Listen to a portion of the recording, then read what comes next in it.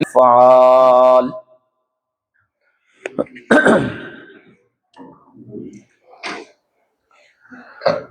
وعلى آلہ وصحبہ المزارعین له فی الصفات والآمال.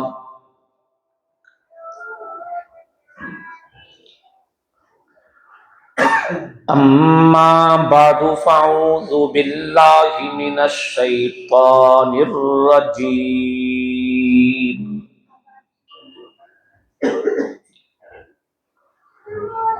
بسم اللہ الرحمن الرحیم.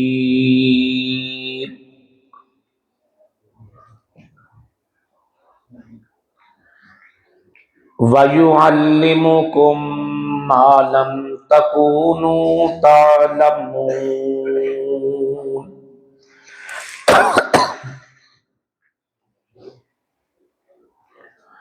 قال النبي صلى الله عليه وسلم: أنا لكم بمنزلة الوالد أعلمكم. سبحان ربك رب العزة عما يصفون وسلام على المرسلين والحمد لله رب العالمين. اللهم صل على محمد وعلى آل محمد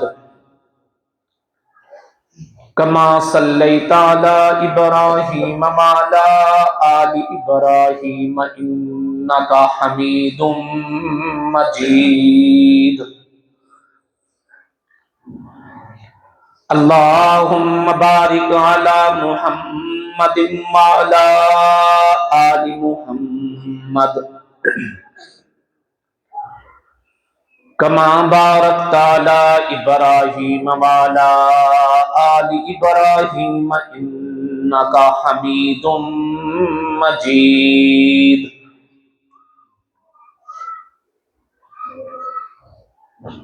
انتہائی قابل احترام اسٹیج کی رونق علماء کرام اور قرب و جوار سے تشریف فرما معززین، دوستو، بھائیوں،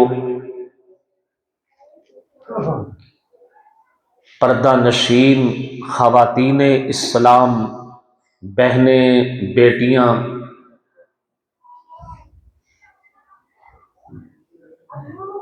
آج ہم مدرسہ کاشف العلوم مرزا ورکاں کے سالانہ اجتماع میں ان خوش نصیب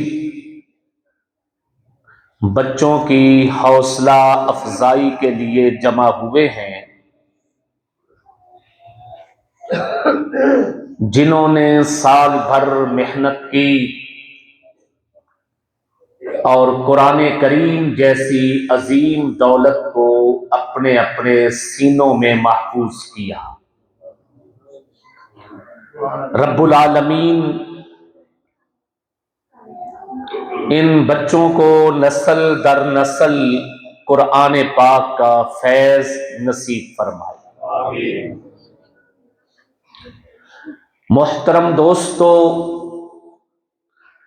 یہ تعلیمی ادارے کا اجتماع اور جلسہ ہے، اس لیے میں آج اپنی گفتگو تعلیم کے عنوان سے آگے بڑھانا چاہوں گا. اس میں کوئی شک نہیں کہ جہالت اندھیرے کا نام ہے اور علم روشنی. جہالت تاریکی ہے اور علم اجالا. جہالت ظلمت ہے اور علم نور۔ جہالت انسانیت کا انتہائی زہریلا روگ ہے۔ یہ روگ جہاں پایا جائے وہاں شکلیں تو انسانوں کی نظر آتی ہیں مگر ان میں انسانیت نظر نہیں آتی۔ جہالت کی بیماری جس ملک میں، جس بستی میں، جس سوسائٹی میں پائی جائے وہاں کے رہنے والے شکلاً انسان لگتے ہیں، عقلاً حیوان ہوتے ہیں۔ حضور نبی مکرم حضور اکرم صلی اللہ علیہ وآلہ وسلم جس ماحول، جس زمانہ میں تشریف لائے اس ماحول اور زمانے کا بڑا روگ بھی جہالت تھا، ان کی بڑی بیماری بھی جہالت تھی۔ آپ اس کا اندازہ لگانا چاہیں تو اس نقطے سے اندازہ لگائیے، جس وقت کوئی مورخ تاریخ پہ قلم اٹھاتا ہے یا کوئی سیرت لکھنے والا پیغمبر علیہ السلام کی سیرت پہ قلم اٹھاتا ہے، وہ جب اس زمانے کا تذکرہ کرنا چاہتا ہے جس زمانہ میں حضور صلی اللہ علیہ وآلہ وسلم کی بعثت ہوئی، اس زمانے کا تذکرہ کرنے کے لیے، اس زمانے کا حوالہ پیش کرنے کے لیے وہ یہ نہیں کہتا کہ قتل و قتال کے دور کی بات ہے، وہ یہ نہیں کہتا شراب نوشی کے دور کی بات ہے، وہ یہ نہیں کہتا جوے اور ڈکیتی کے دور کی بات ہے،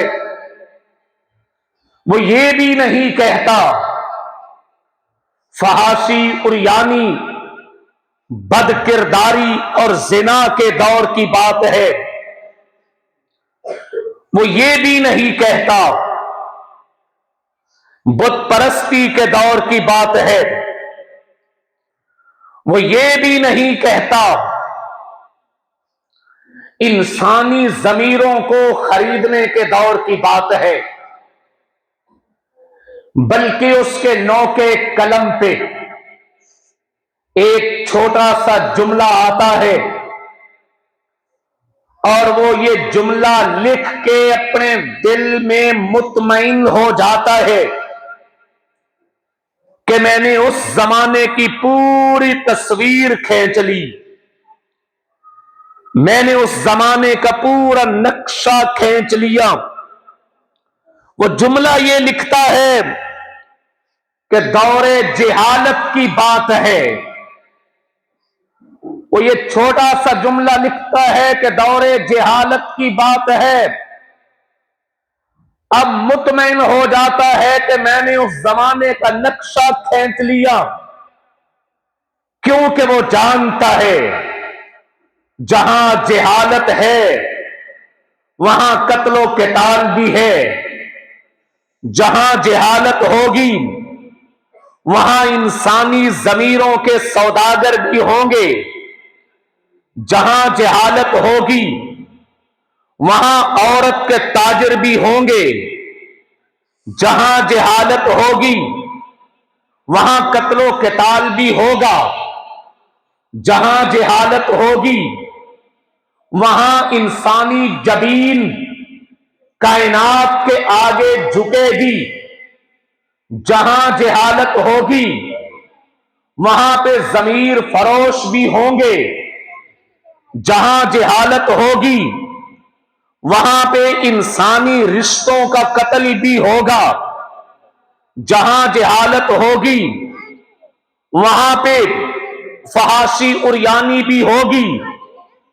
جہاں جہالت ہوگی وہاں حسن کی منڈیاں بھی لگے گی. جہاں جہالت ہوگی وہاں عزتوں کی نیلامی بھی ہوگی. جہاں جہالت ہوگی وہاں انسانیت کے قاتل بھی ہوں گے. جہاں جہالت ہوگی وہاں لات منات عزا ہبل ان کے پجاری بھی ہوں گے. جہاں جہالت ہوگی وہاں پیدا ہونے والی بچیوں کو زندہ درگور کر دیا جائے گا. جہاں جہالت ہوگی وہاں کبھی گنگا اور کبھی جمنا کے کنارے پہ 18 سال کی دوشیزہ کے گردن پہ خنجر چلا دیا جائے گا. جہاں جہالت ہوگی وہاں عورت کو پاؤں کی جوتی سمجھا جائے گا.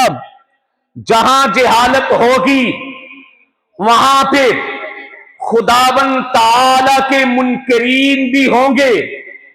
جہاں جہالت ہوگی وہاں انسانی جبینیں کبھی سورج کے آگے، کبھی شمس و قمر کے آگے، کبھی بر و بحر کے آگے، کبھی شجر کے آگے، کبھی حجر کے آگے جھکیں گی.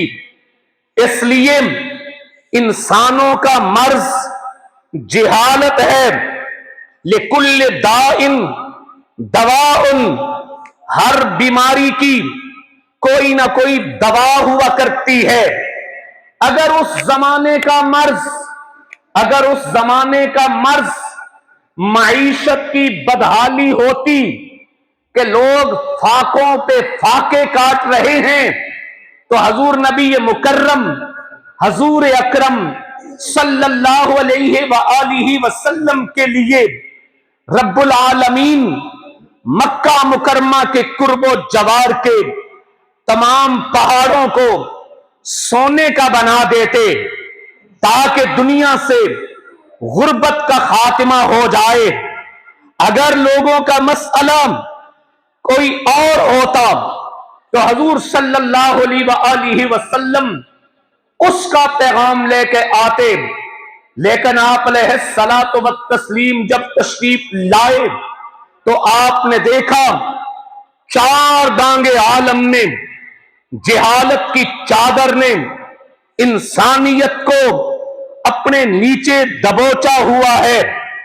مکہ مکرمہ کے صرف آپ نبی نہیں تھے، پیدا مکہ میں ہوئے، لیکن نگاہ نبوت مکہ کی پہاڑی پہ کھڑے ہو کے عرب کو بھی دیکھ رہی ہے، عجم کو بھی دیکھ رہی ہے.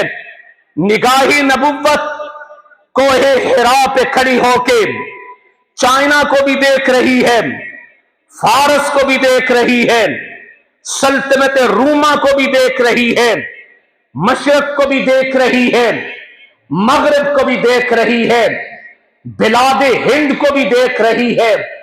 پوری دنیا میں جہالت کی اندھیری رات تھی تو حضور نبی پاک صلی اللہ علیہ وآلہ وسلم علم کا سراج بن کے آئے.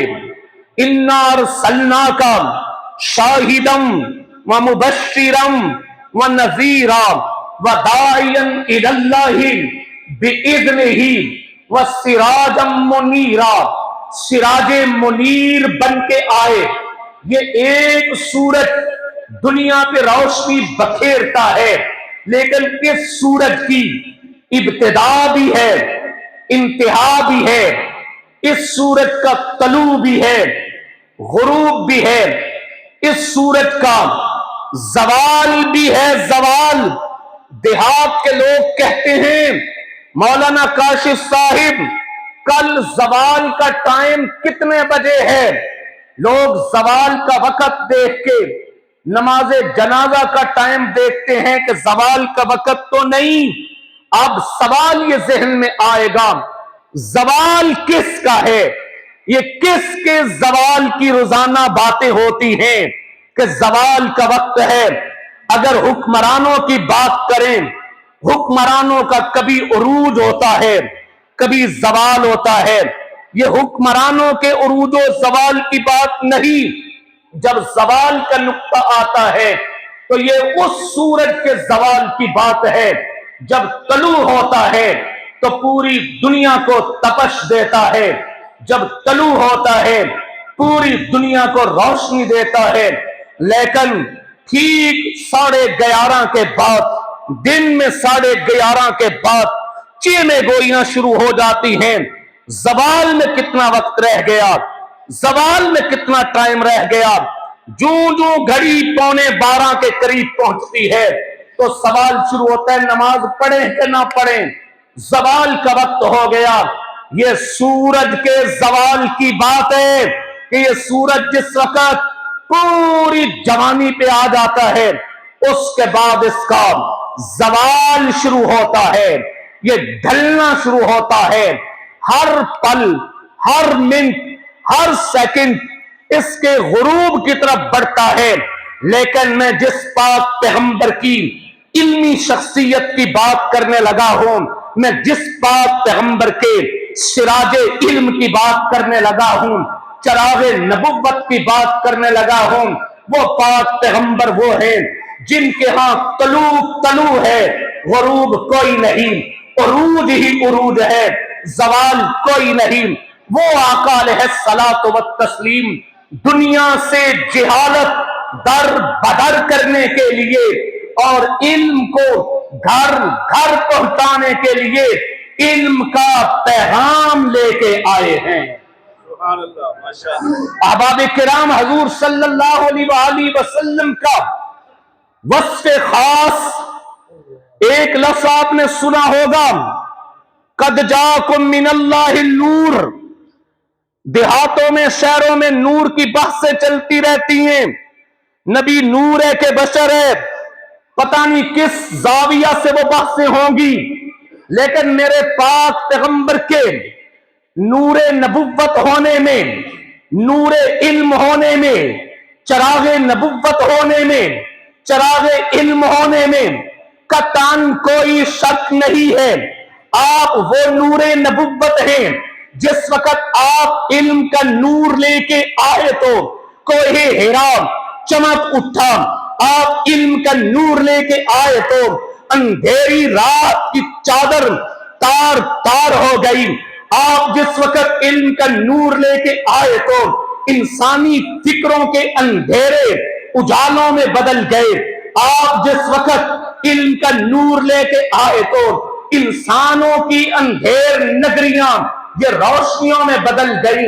آپ جس وقت علم کا نور لے کے آئے تو دنیا سے جہالت کا خاتمہ ہوا. آپ جس وقت علم کا نور لے کے آئے انسانوں کی سوچ بدلی، انسانوں کی فکر بدلی، انسانوں کے سوچنے کا انداز بدلا. اس لیے میرا پاک پیغمبر علم کا نور ہے، علم کا نور ہے. تو عرض کر رہا ہوں حضور صلی اللہ علیہ وآلہ وسلم کی علمی محنت، آپ علیہ الصلاۃ والتسلیم کو رب العالمین نے جو کتاب عطا کی، وہ کتاب کوئی تاریخ کی کتاب نہیں ہے کہ وہ تاریخ ہو، وہ کوئی جغرافیہ کی کتاب نہیں ہے.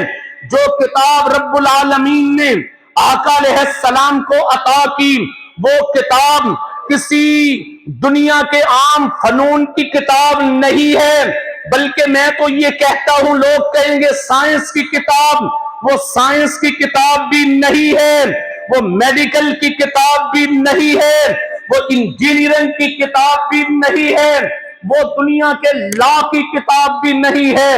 وہ کتاب آپ اگر کسی عیسائی سے پوچھیں، عیسائیوں بتاؤ انجیل سائنس کی کتاب ہے؟ وہ کہتے ہیں نہیں۔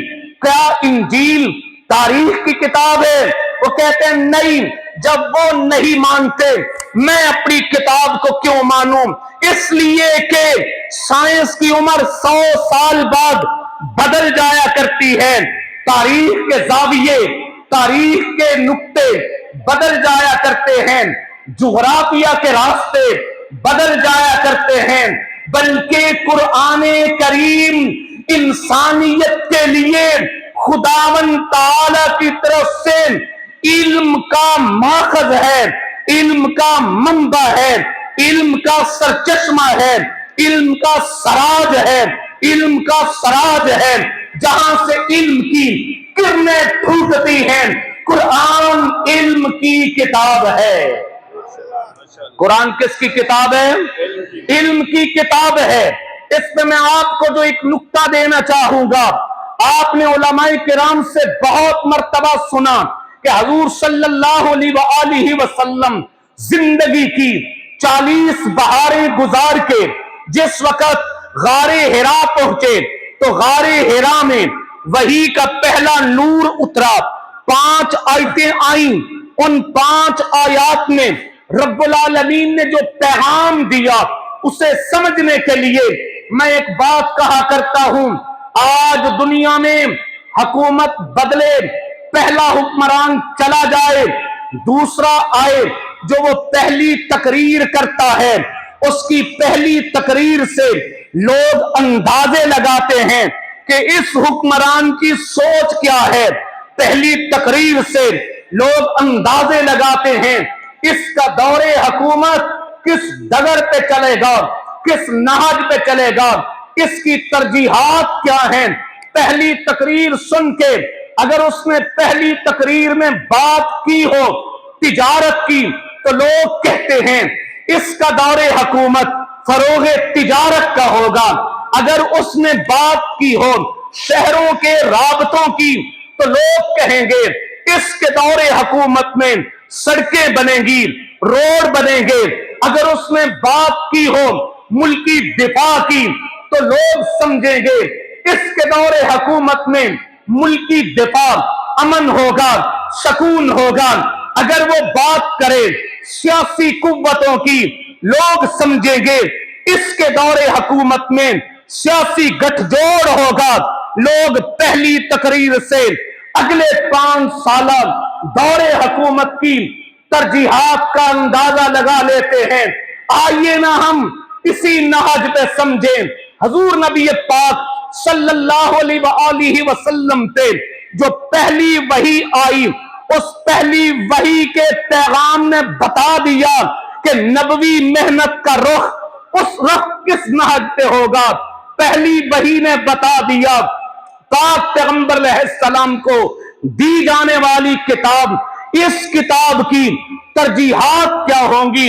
رب العالمین نے پہلی وحی میں اپنا تعارف کرایا اپنی 2 صفتوں کے ساتھ، اپنی 2 صفتوں کے ساتھ رب نے تعارف کرایا۔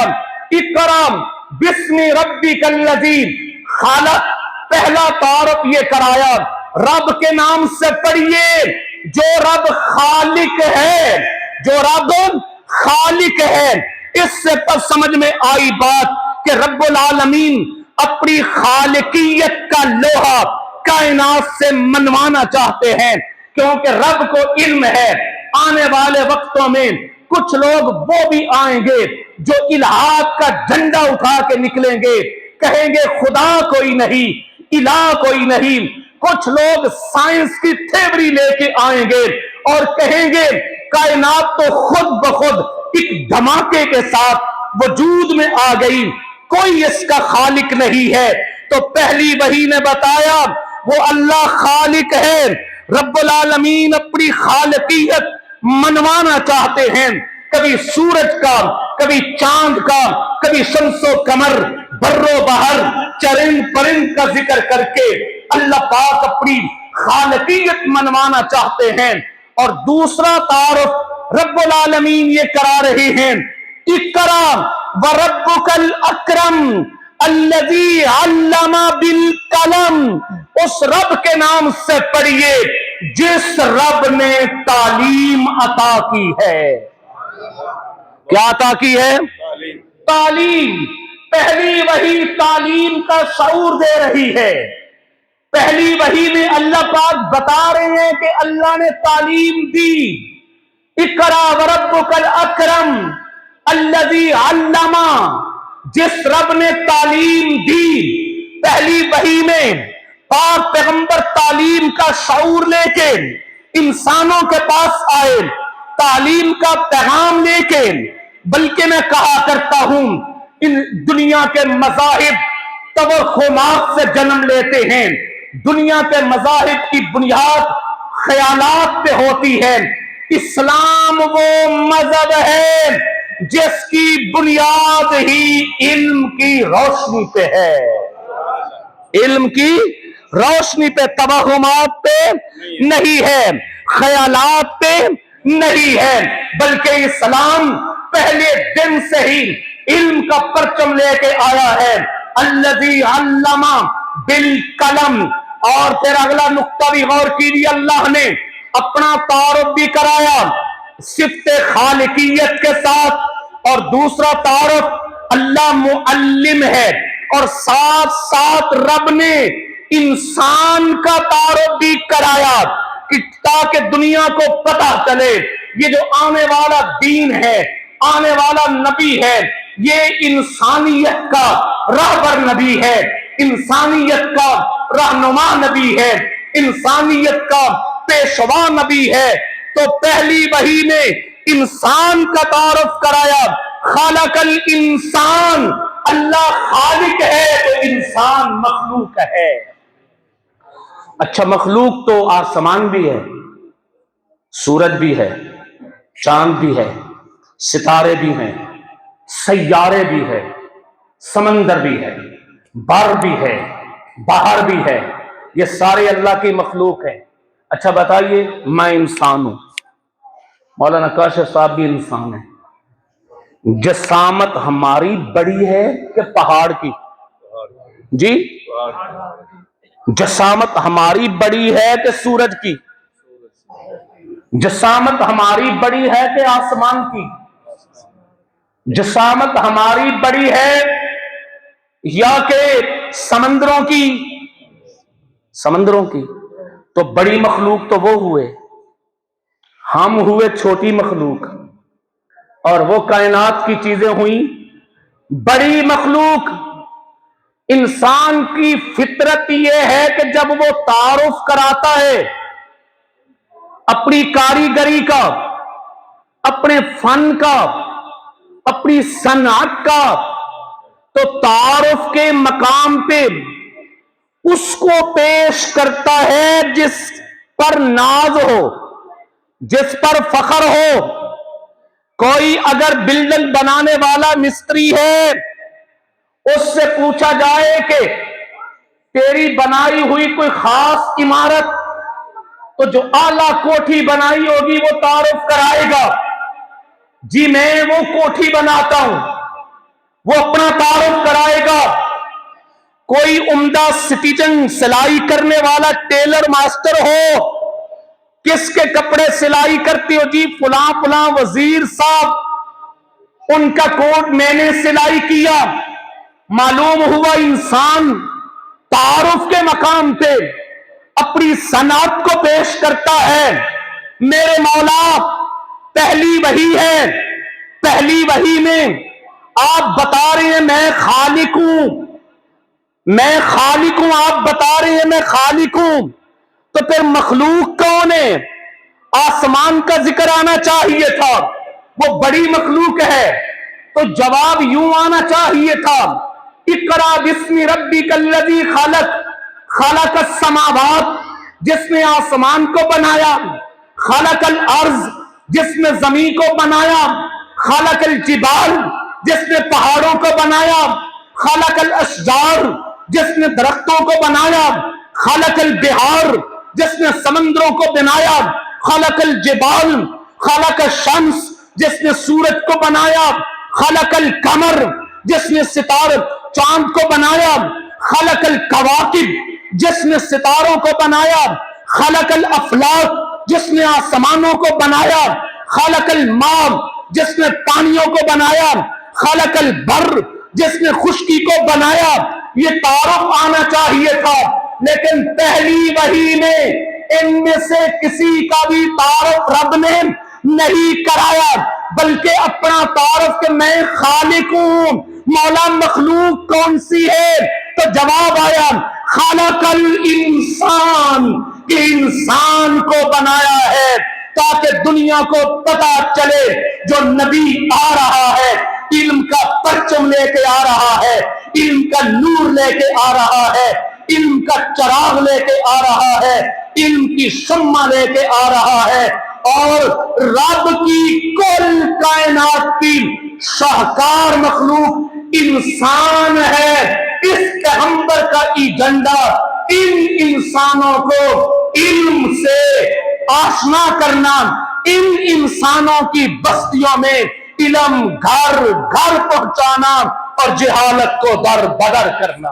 نعرہ تکبیر، نعرہ تکبیر، تاج و تخت ختم نبوت، تاج و تخت ختم نبوت، عظمت صحابہ، مدارس عربیہ، حضرت مولانا عبد الواحد صاحب. آگے لے چلتے ہیں بات، اسی نقطے پہ اٹکے رہے تو میرا وقت سارا یہیں پہ صرف ہو جائے گا. میں آگے بات لے جانا چاہتا ہوں. آنے والا پیغمبر پہلی وحی لے کے آیا، پہلی وحی کے پیغام سے ہمیں پتا چل گیا کہ اس وحی کا موضوع انسان کو علم دینا ہے.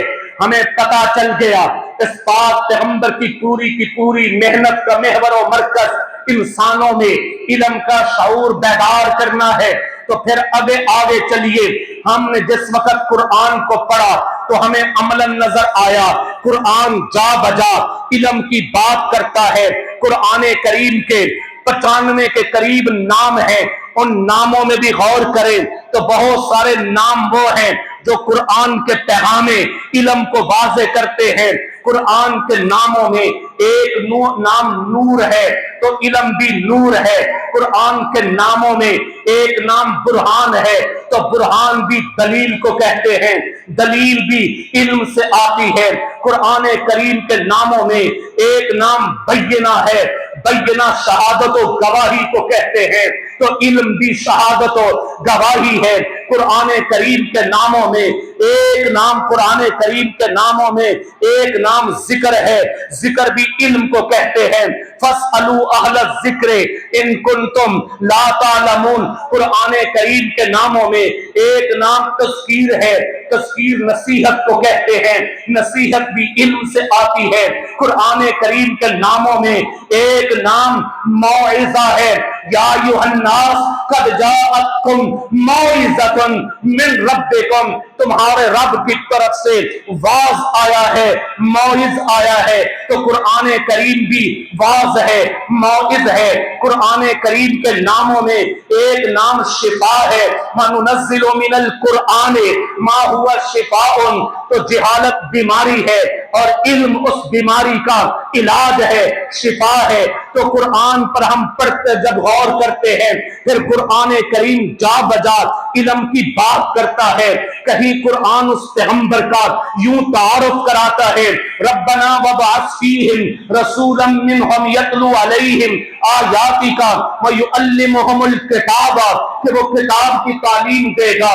کسی مقام پہ قرآن کریم علم کا تذکرہ یوں کرتا ہے وَيُعَلِّمُكُمْ مَا لَمْ تَكُونُوا تَعْلَمُونَ. کسی مقام پہ قرآن کریم علم کی بات یوں کرتا ہے وَوَارِثَ سُلَيْمَانُ داؤد علما، کہ حضرت داؤد علیہ السلام کے وارث حضرت سلیمان علم کے وارث ہوئے.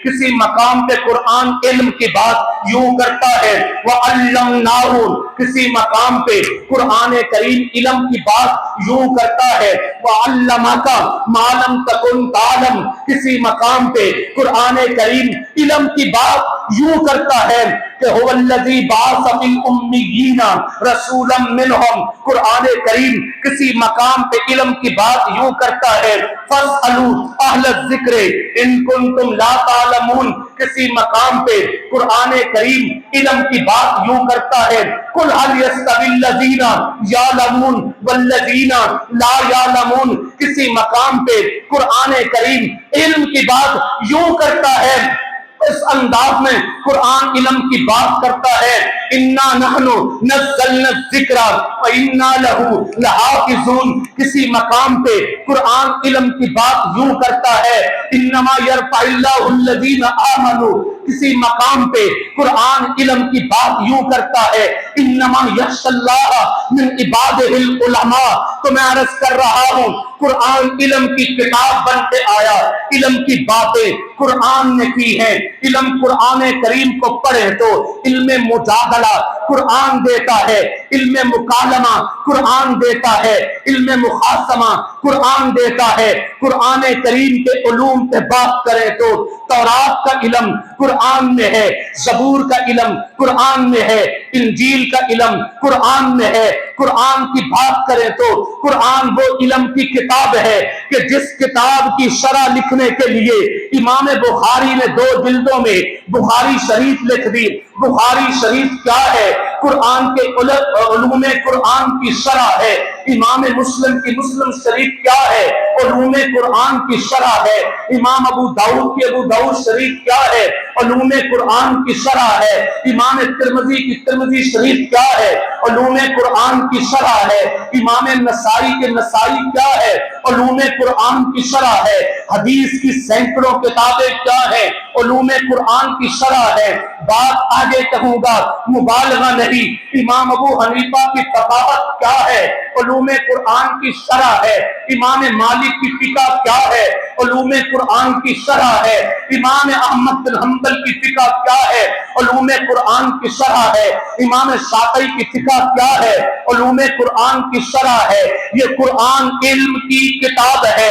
اس علم کی کتاب کی جب شرح لکھنے کے لیے امام رازی میدان میں اترے تو 30 جلدوں میں تفسیر رازی لکھ دی. وہ قرآن کی شرح ہے. اس قرآن کے علم کی شرح کرنے کے لیے جس وقت امام ابن جریر طبری آئے 30 جلدوں میں تفسیر طبری لکھ دی.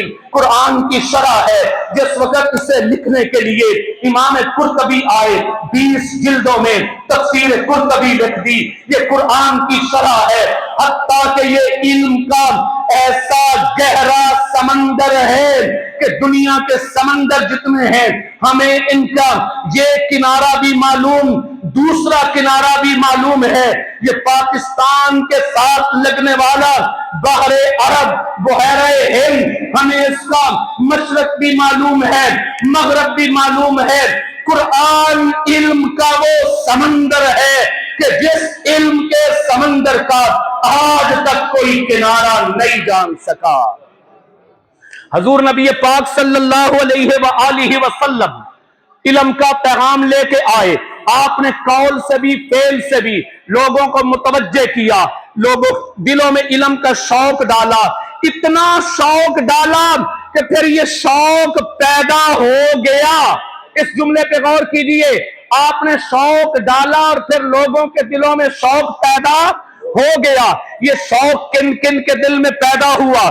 مردوں کے دل میں بھی پیدا ہوا, عورتوں کے دل میں بھی پیدا ہوا. یہ علم کا شوق ہی تو تھا, یہ علم کا شوق ہی تو تھا.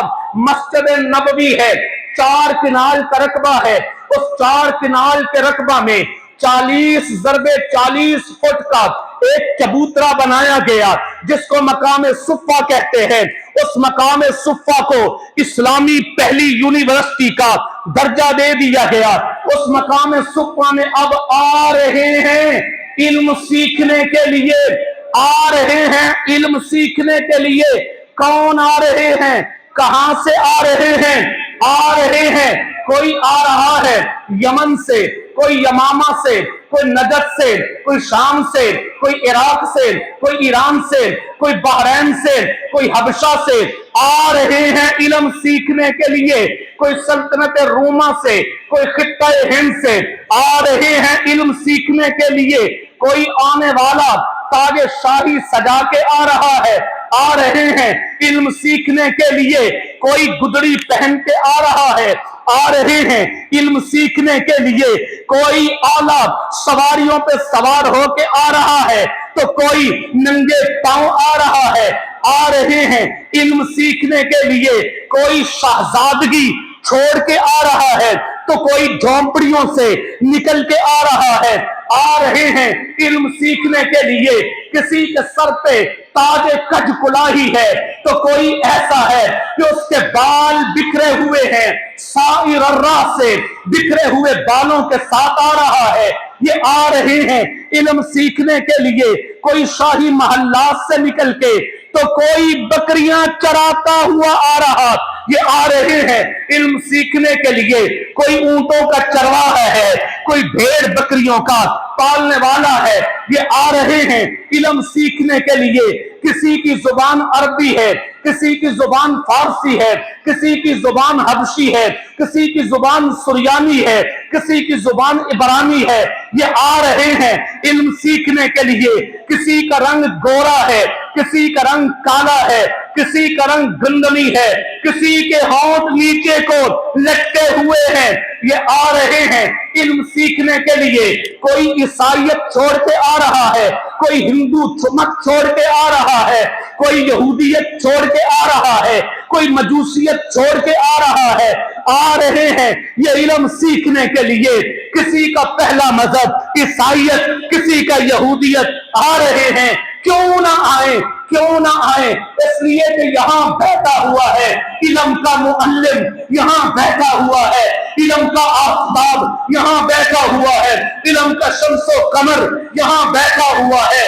علم کا بحر بے قرا، یہاں بیٹھی ہوئی ہستی ہے، دنیا آ رہی ہے اور آ کے پھر علم سیکھ کے جا رہی ہے، علم سیکھ کے جا رہی ہے، یہاں تک نوبت آ گئی، مرد تو مرد، عورتیں بھی، بچے بھی، بوڑھے بھی، جوان بھی، علم کا شوق پیدا ہو گیا، اور پھر ان لوگوں نے واقعی علوم نبوت سے انسانیت کے ماتھے پہ لگی ہوئی سیاہی کو دھو ڈالا۔ سبحان اللہ، سبحان اللہ۔ احباب، آج یہ جو مدارس ہیں، گلی گلی، کوچا کوچا، کریا کریا، بستی بستی، یہ مدارس اسی علم کی شمع کو لے کے آج آپ کے در دولت پہ ہیں۔